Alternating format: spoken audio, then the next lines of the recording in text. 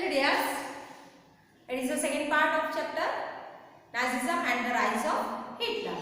In our previous part we have seen the introduction of chapter as well as we have seen about the First World War, and in First World War we have seen that the countries were divided into two parts, two category में divide हुई थी, Allied power and Central powers. उसकी idea हमने clear कर ली थी. Okay, then in this video we will study about the birth of Weimar Republic.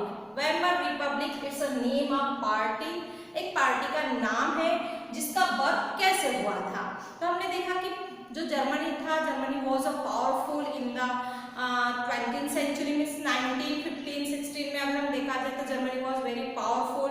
But after the first world war which was held in 1942, 1980 long side जो Germany उसने किसकी ओर से लड़ा था first world war, Austrian empire की तरफ से लड़ा था. Another side there were the allied power जिसमें हमने देखा था कि Russia, France, Britain, Japan, USA ये अलाइड पावर थे. पहले तो क्या था, सिर्फ इंग्लैंड, फ्रांस और रशिया ही अलाइड पावर में थे. धीरे धीरे उसको अदर कंट्री ने भी ज्वाइन किया था. तो इन्होंने बहुत इंथुसियास्टिकली क्या किया था, पार्टिसिपेट किया था वॉर में. हर किसी को लग रहा था एवरी कंट्री वांट दैट कि दे विल वो जीत जाएंगे.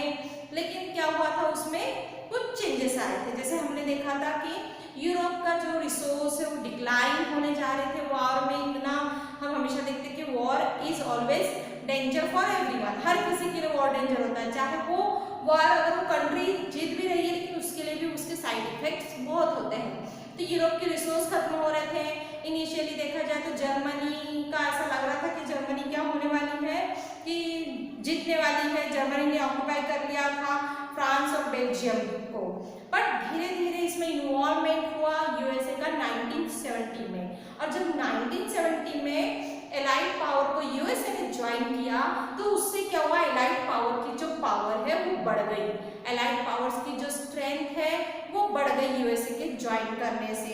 And Germany and the central power in November 1918 को क्या हुआ, जो सेंट्रल पावर जो था जिसमें जर्मनी थी, जर्मनी की हार हुई. सेंट्रल पावर की हार हुई जब वहां पे एलाइड पावर को किसने ज्वाइन किया था, यूएसए ने ज्वाइन किया था. अब the defeat of the imperial German means German में इंपेरियल जो सिस्टम था उसकी हार हो चुकी थी. एब्डिकेशन ऑफ द किंग, वहाँ के किंग का या एम्परर को क्या कर दिया गया था, उसके पोस्ट को परित्याग करना पड़ा था. मीन्स पोस्ट हट गई थी. तो इस समय में एक नया give an opportunity to parliamentary parties. अब वहाँ पे एक अपॉर्चुनिटी दी गई पार्लियामेंट्री पार्टीज को जो टू रिकास्ट जर्मनी. जर्मनी को हमको फिर से रिकास्ट करना है, फिर से जर्मनी को बनाना है. और इसके लिए एक नेशनल असेंबली हेल्ड की गई. वो वेमर में नेशनल असेंबली बनाई गई. Meet Weimar and establish a democratic constitution with a federal structure. Means एक डेमोक्रेसी कॉन्स्टिट्यूशन बनाया गया जिसका स्ट्रक्चर क्या रखा गया, फेडरल. मीन्स सभी को इन्वॉल्व किया गया, ऑल आर इक्वल जैसा फेडरल गवर्नमेंट बनाई गई. इसलिए कहा जाता है कि बर्थ ऑफ वेमर रिपब्लिक का कैसे बर्थ हुआ. मीन्स जर्मनी की हार हुई, जर्मनी का जो एम्परर था उसे अपना जो पोस्ट था, एम्परर का जो पोस्ट था उसे वहां से उसे हटा दिया गया. फिर वेमर में एक नेशनल पार्टी, एक क्या किया गया, पार्लियामेंट्री पार्टीज बुलाई गई, नेशनल असेंबली भराई गई वेमर में. और वहां पे डिसाइड किया गया कि अब क्या होना चाहिए, डेमोक्रेटिक कॉन्स्टिट्यूशन होना चाहिए विथ फेडरल स्ट्रक्चर. मीन्स उसका स्ट्रक्चर कैसे होना चाहिए, सामूहवाद. Mean all are equal as इस टाइप का स्ट्रक्चर होना चाहिए. Deputies were now elected to the Germany parliament. और रिक्सटैग जो जर्मनी का पार्लियामेंट था उसे रिक्सटैग कहा जाता है. वहाँ पे डिप्यूटीज बुलवाए गए on the basis of equal and universal vote. सभी को इक्वल और यूनिवर्सल राइट दिया गया, वोटिंग का राइट्स दिया गया. And all adult including women, means जितने भी एडल्ट थे या वीमेन थे सभी को वहाँ पे वोटिंग का राइट्स दिया गया. और इस तरीके से वेमर पार्टी का क्या हुआ, बर्थ हुआ. But the Republic however was missed. लेकिन ये वेमर पार्टी को हर किसी ने, लोगों ने एक्सेप्ट नहीं किया. अब क्यों नहीं किया, इसके पीछे भी बहुत बड़ा रीजन है कि people are not ready to accept the Weimar republic. क्योंकि जब वर्ल्ड वॉर फर्स्ट में जर्मनी की हार हुई थी नवंबर 1918 में, तब जर्मनी के ऊपर कुछ ट्रीटी लगाई गई थी, कुछ संज्ञा लगाई गई थी जिसे वर्साई की ट्रीटी कहा जाता है। The treaty of Versailles, it is very important question. Right short notes on the treaty of Versailles, इस टाइप का आपको क्वेश्चन पूछा जाता है। तो उसमें हार्श ट्रीटी लगाई गई थी, इन ह्यूमैनिटी वाली ट्रीटी मीन्स वहां पे हर तरीके से जर्मनी का नुकसान ही था। बहुत ऐसी सख्त ऐसी जो ट्रीटी है वो किसके ऊपर, जर्मनी के ऊपर लगाई गई थी, जिसमें वर्साई पीस की वर्साई ट्रीटी एक साइन की गई थी, जहां पे क्या किया गया था कि बहुत से जो कॉलोनीज है जर्मनी के वो हत्या किए गए थे। जो पॉपुलेशन जर्मनी की 10% पॉपुलेशन कम की गई थी जर्मनी की, यानी जर्मनी को अपनी 10% पॉपुलेशन कम कर देना है। 75% जो आयरन और है वो किसी दूसरों को मीन्स वो रिटर्न कर देना है। 70% आयरन और उन्हें देने लगाया था। देन 26% कोल्स जो है वो फ्रांस को, पोलैंड को, डेनमार्क को, लिथुआनिया को देना पड़ा। जर्मनी का 10% पॉपुलेशन कम। देन उसके बाद 75% पॉपुलेशन जो आयरन और थे वो भी देने पड़े। देन उसके बाद 26% जो कोल था वो उन्होंने फ्रांस को, पोलैंड को, डेनमार्क को, लिथुआनिया को दे दिया। और जो एलाइड पावर थे, एलाइड पावर ने क्या किया, जर्मनी को डीमिलिटराइज कर दिया। मीन्स जर्मनी के पास अब कोई भी मिलिट्री फोर्स नहीं रहेगी ताकि जर्मनी दोबारा किसी के ऊपर भी अटैक न कर सके। ये तो बहुत इनह्यूमैनिटी वाली ट्रीटी थी जो जर्मनी के ऊपर लगाई गई थी। अब उसके साथ जर्मनी के ऊपर वॉर गिल्ड कॉजेस लगाए गए। वॉर गिल्ड कॉजेस किसे कहा जाता है, वॉर गिल्ड क्लॉज का मतलब होता है कि जो भी वार का जो भी कंपेंसेशन है वो हारने वाली कंट्री क्या करेगी, जीतने वाली कंट्री को देगी। मीन्स जर्मनी की हार हुई थी फर्स्ट वर्ल्ड वॉर में, तो जो भी कंपेंसेशन था फर्स्ट वर्ल्ड वॉर का, उसका कंपेंसेशन किसको देना था, जर्मनी को देना था। और इसीलिए जर्मनी के जो अच्छे रिसोर्सेस एरिया थे वो भी ले लिए गए थे कंपेंसेशन। कितना कंपेंसेशन जर्मनी को देना पड़ रहा था, 6 मिलियन यूरो का जो है कंपेंसेशन जर्मनी के ऊपर लगाया गया था कि आपने वॉर किया है, इसकी वजह से इतना इतना हमारा नुकसान हुआ है, तो आपको ये भर के देना है। Allied आर्मीज also occupied the resource. जो एलाइड आर्मीज थी उसने जो जर्मनी के रिसोर्स वाला एरिया था, रीनलैंड जो था उसे 1920s में अपने अंडर में कर लिया था। Many Germans held the new Weimar Republic responsible. अब बहुत से जो जर्मन्स थे वो क्या सोच रहे थे कि इन सारी चीजों के लिए रिस्पॉन्सिबल क्या है, वेमर रिपब्लिक पार्टी रिस्पॉन्सिबल है। Because the Weimar republic party was ready to accept all the condition of the allied powers. जो एलाइड पावर्स ने जितने भी कंडीशन लगाए थे वेमर रिपब्लिक पार्टी पे, तो वह वेमर रिपब्लिक पार्टी रेडी थी, उसे एक्सेप्ट उसने किया। और इसीलिए लोगों ने दोष किसको दिया, वेमर रिपब्लिक पार्टी को दिया। और इसीलिए लोग इस पार्टी को एक्सेप्ट नहीं कर रहे थे। समझ में आया आपको कि वेमर रिपब्लिक पार्टी को लोगों ने एक्सेप्ट क्यों नहीं किया। तो सबसे पहले इसका बर्थ कैसे हुआ, बर्थ हुआ कि हमने देखा कि जर्मनी की फर्स्ट वर्ल्ड वॉर में हार हो चुकी थी, और जर्मनी की हार होने की वजह से जर्मनी का जो एम्परियल सिस्टम था, जो एम्परर था, उसे एब्डिकेशन कर दिया गया था। और उसके वजह से क्या किया गया, अब डिसाइड किया गया कि यहाँ पे पार्लियामेंट्री पार्टीज होनी चाहिए। जो नेशनल असेंबली भरवाई गई वेमर में, उसे वेमर रिपब्लिक पार्टी कहा जाता है। और उसके थ्रू जो सारा जो सिस्टम होगा वो फेडरल स्ट्रक्चर से होगा, ये डिसाइड किया। मीन्स डेमोक्रेटिक कॉन्स्टिट्यूशन होगा, ये डिसाइड किया गया। But people are not ready to accept this republic, Weimar republic को लोग एक्सेप्ट नहीं करना चाहते थे, जिसका रीजन हमने देखा कि जो इनह्यूमैनिटी वाली हार्श ट्रीटी जो जर्मनी पे लगाई गई थी, द ट्रीटी ऑफ वर्साइल्स, उसके वजह से लोगों को बहुत गुस्सा आई, लोग बहुत नाराज थे, अग्रेसिव हो चुके थे। लोगों ने कहा था कि ये तो हमारा नुकसान तो हुआ ही है, लेकिन साथों साथ हमें शर्मिंदा भी फील हो रहा है कि इतनी हार्श ट्रीटी लगाने के बाद वेमर रिपब्लिक ने उसे एक्सेप्ट किया है। और इसीलिए लोगों ने वेमर रिपब्लिक पार्टी को कभी भी एक्सेप्ट नहीं किया। Got it? ये बहुत ही अच्छा चैप्टर है, बहुत इंटरेस्टिंग है, स्टोरी के जैसा आपको रियली में समझ में आएगा। I hope so you have understood all this points. Okay,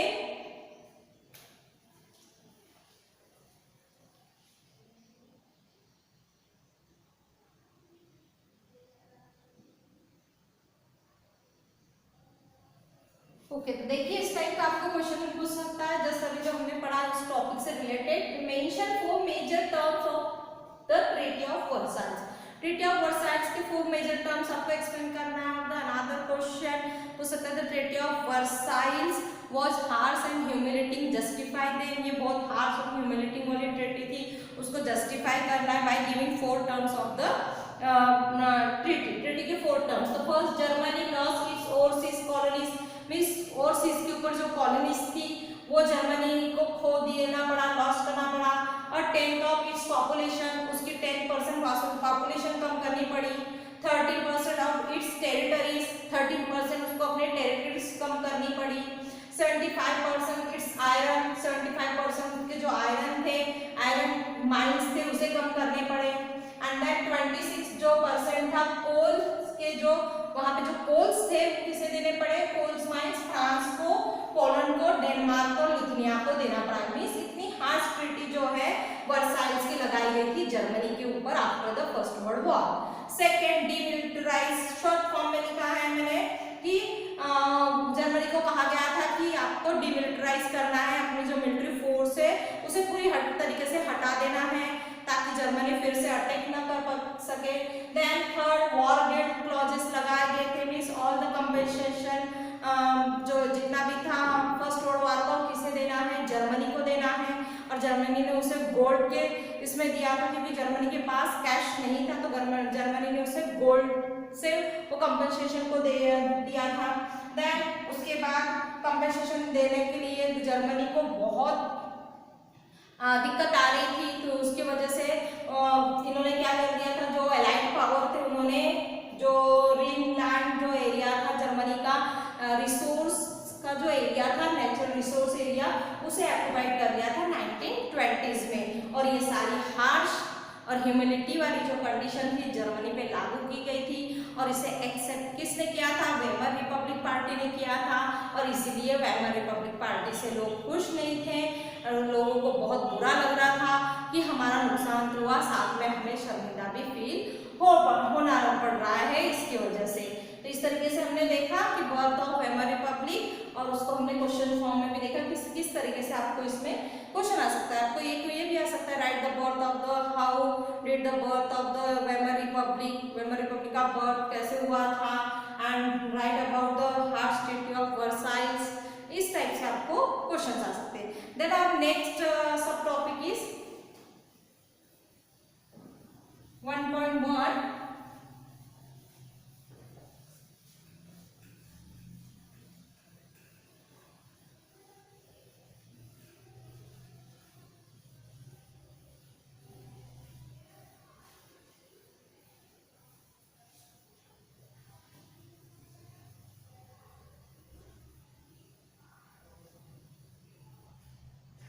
the effects of the war.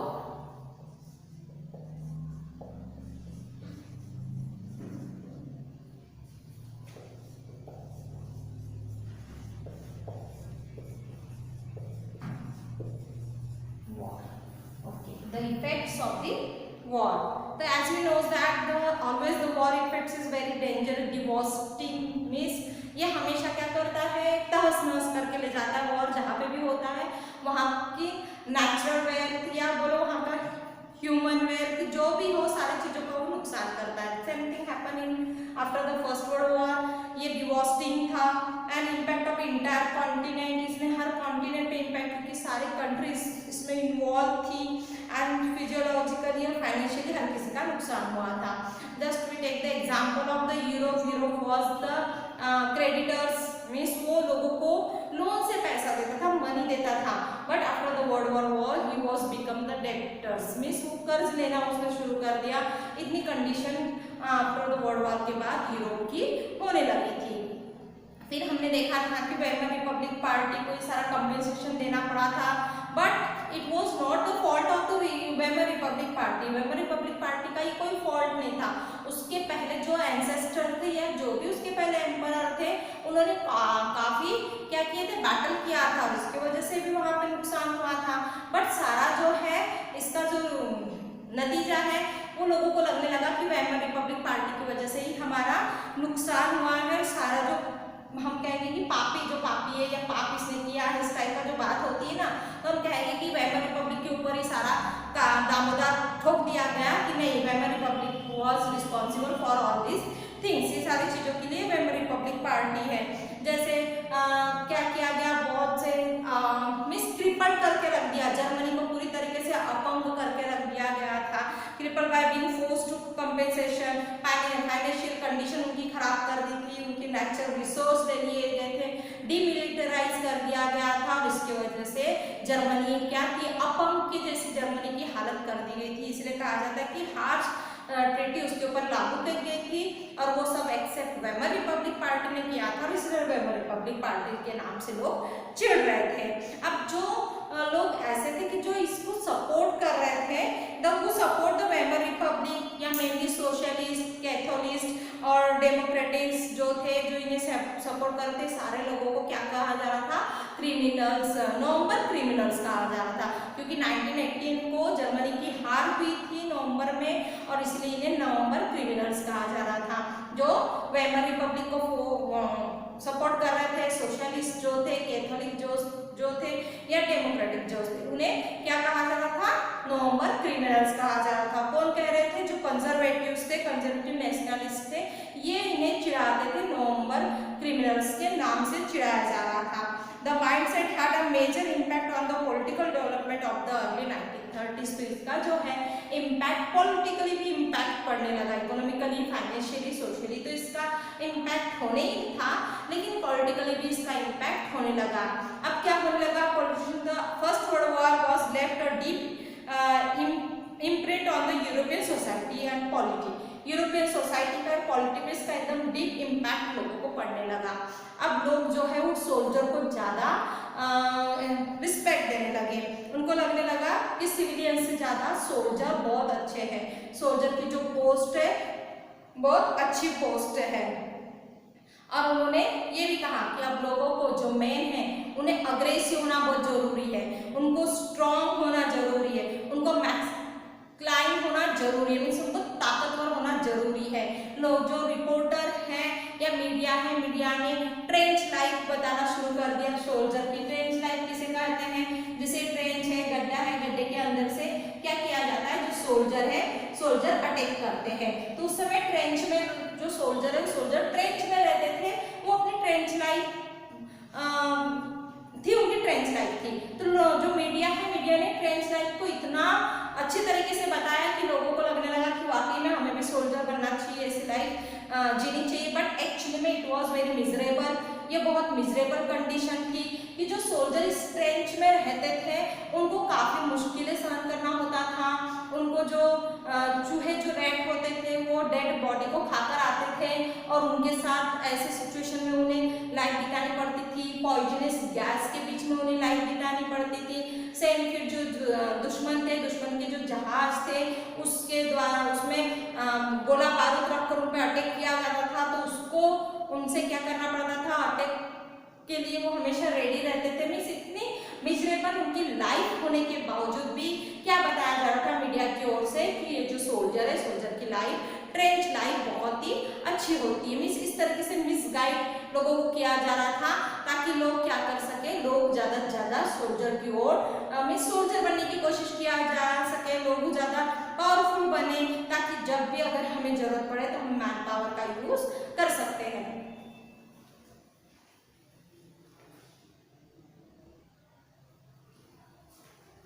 इस तरीके से जो है वो अग्रेसिव वॉर प्रोपेगेंडा या नेशनल ऑनर ऑक्युपाइड सेंटर, इस तरीके से नेशनल ऑनर दिया जाता था उनको, या जो अग्रेसिव वॉर प्रोपेगेंडा है वो लोगों के बीच में सेंटर में बातें चल रही थी कि किस टाइप से अभी हमें प्रिपरेशन करना चाहिए, किस तरीके से हमें रेडी होना चाहिए।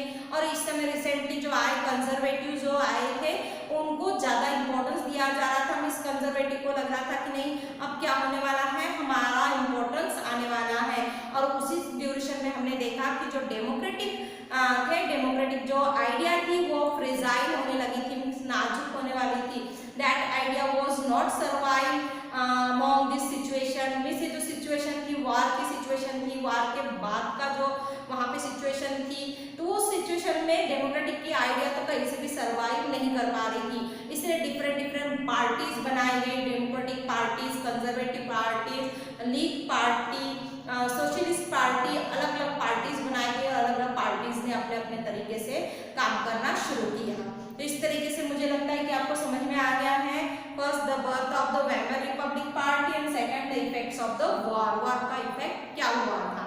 Okay, then we will meet to our next video with our new subtopic, and our topic will be the political radicalism and economic crisis। ये हमारा नेक्स्ट सब टॉपिक होगा। 1.1 ये फर्स्ट है, then 1.2 the political radicalism and the economic crisis, ये हम हमारे next video में देखेंगे।